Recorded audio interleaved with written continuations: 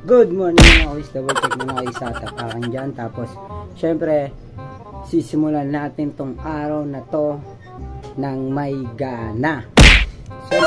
Gaya nga ng sabi ko mga kuys, yan, sisimulan nga natin tong araw na to ng may gana. Kaya ang ginawa ko muna dito, nag-push up muna ako nang sa ganun ay lumabas na agad ang ating pawis, mabawasan ang ating taba. Konti ko na nga rin napapansin na namamayat na ako at sana magtuloy-tuloy na to. After ko nga lang mag-push up, eto may napansin pa ako ditong may pandesal pa. Tinira siguro to nila mama para sa mga gigising, kung sino ang gigising sa amin magkakapatid. At ngayon, syempre laman tiyan din to, kaya kainin na natin to mga kuys. Siyensya na kayo sa mukha ko, haggard agad, umagang umagas. At masarap to kahit walang palaman mga kuys. Syempre kayo ba nararanasan nyo to, at mas masarap din to pag sinausaw sa mainit na kape. Pero kasi hindi ako mahilig sa kape, kaya naman nagaktak pa yung pawis natin dyan habang kumakain tayong pandesal.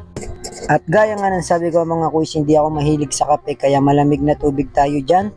At kung mapapansin nyo ngayon tiyan ko, unti-unti nang numinipis yan. Nagbubunga na rin talaga yung mga pagdadayet ko at pag-exercise sa umaga, sa araw-araw mga kuys. Dito ako bumabawi sa tubig talaga at alam kong mas healthy to. At dahil nga naglalabas si mama mga kuys, ito naisipan ko na nga lang agad din magsaing para kahit papano pagtapos ni mama maglaba at makabili ako ng ulam, makakain na siya at makapahinga sa kanyang maraming ginawa.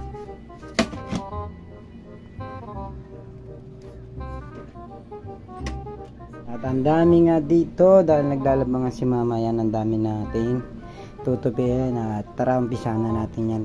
Diyan nga hiniwalay-hiwalay ko lang yung mga damit namin. Ang pinakamarami palang damit dito o mga gamit ay sa amin dalawa ni Kuya Ben, dahil mahilig din kasi si Kuya Ben sa mga ukay-ukay, kaya nga sa sobrang dami naming gamit, mga damit at short, sumabog na nga aming Dora box, punong-puno na ito.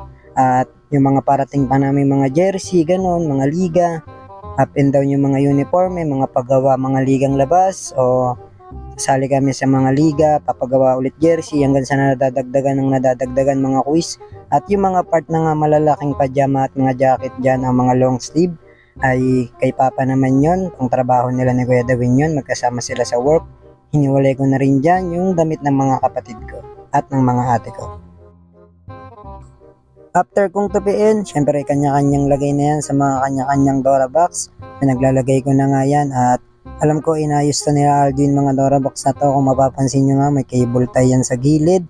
At itong kapatid ko na nangungulit, ay ang bunso namin yan. Nangihingi siya ng damit. Tumaas na pala yung kanyang Dora box. At inaayos ko yung kanya, ang payat-payat, pinapasikipan pa lalo yung short. Sobrang kulit at daldal ng bata na yan. At yun, tapos na ako mga kuys. At simpleng bagay lang yung mga yon, at alam kong magaan yung trabaho, pero as in, alam ko na nakatulong ako kahit konti dahil naglalaban na si mama, baka siya pa maglinis dito sa bahay, magtupi, at ako na gumawa. At masarap pala sa pakiramdam na ganun. At bago matapos tong video na to mga kuy, shoutout ko lang yung pinsan namin na si Nero Coniconde at si Kuya Joven Sardinio na napaka-shooter. Shoutout na rin kay J. Cram, Team Sandugo Phase 2. Shoutout sa Team Nyoya, at sa mga magpapa-shoutout pa, comment lang kayo dito mga kuys. Thank you for watching!